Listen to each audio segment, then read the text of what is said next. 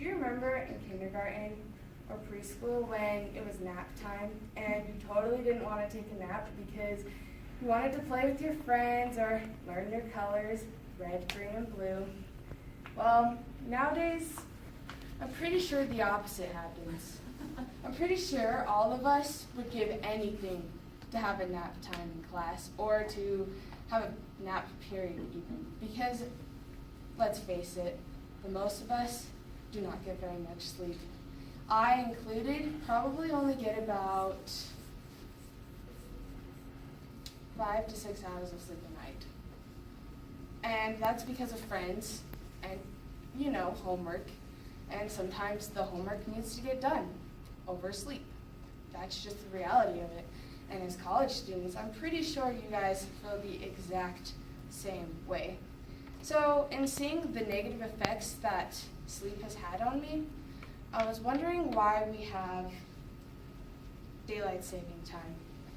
Because for those of you who don't know what it is, and I'm pretty sure all of you do, it's a time of year where they take an hour away to save light, as they say. Because apparently, if you go forward an hour, we have more sunlight and it saves energy. Or at least that's what they say. But reality of it is that daylight saving time has a lot more negative effects than positive. And I think that it should be abolished because it negatively affects us in our health and it doesn't actually save energy. So in getting a lack of sleep, our health is greatly impacted, more so than we believe. The first reason why daylight saving time should be abolished is because it negatively affects us in our health. First of all, and I was wondering the influence that sleep had in our lives, and I discovered that, well, according to Melinda Smith and Lawrence Robinson, the authors of Sleep Needs, mental and physical health and the quality of your waking life, including productivity, emotional balance, brain and heart health, immune system, creativity, vitality, and even your weight. That is what sleep affects. And then I was thinking about if it affects us in these ways, it affects pretty much our entire physical health, then what is the purpose of sleep? And I found out that the purpose is to, quote, re-energize the body cells, clear waste from the brain, and support learning and memory, said by John Peaver, the Director of Systems Neurobiology Laboratory in Toronto. So basically, it's so that we can remember things. So tip, if you want to do well in your finals, get lots of sleep because your brain goes through all of the information that night.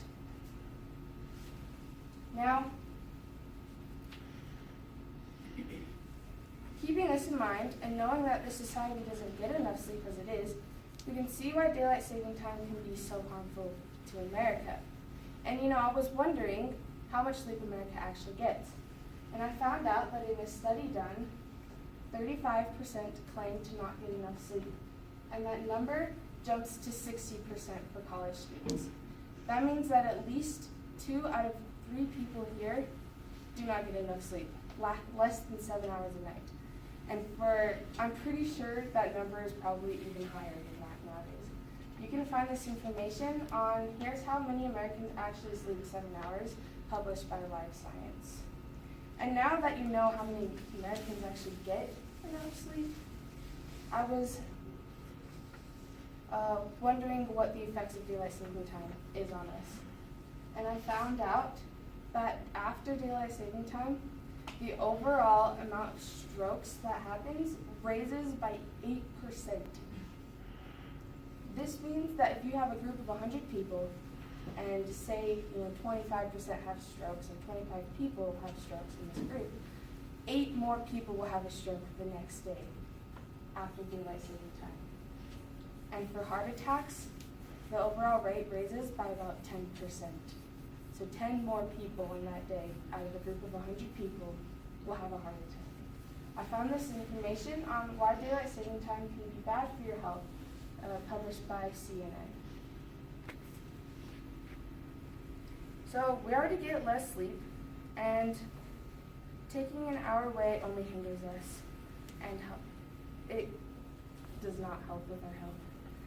But the other reason why we should abolish daylight saving time is because it doesn't actually save energy. And you would probably think, what does that even mean? How does it not actually save energy? We use less light, right? Because we're using the sun as light instead. Truth of the matter is, lights are becoming more and more efficient, and it's not the lights. The lights aren't the problem. But rather, according to Gina Briner, it's the usage of, quote, air conditioning for longer, hotter evenings of summer daylight saving time, close quote. So not necessarily the light, but it's the problem with air conditioning. And the only argument that Hadley, someone I found in Gina's article, believes in daylight saving time is that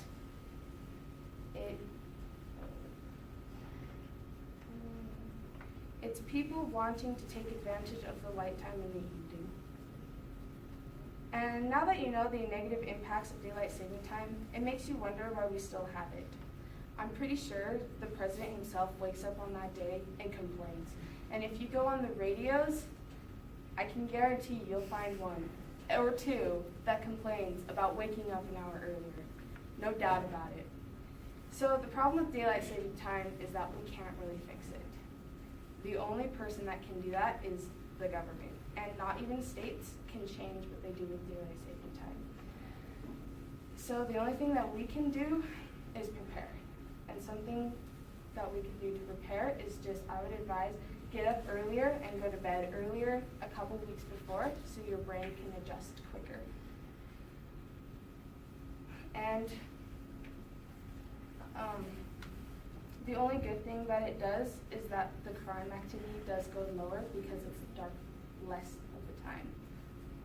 So hopefully one day the government will change daylight saving time, and it will be but a mere memory that we can tell our kids when they have to take naps in class. Thank you.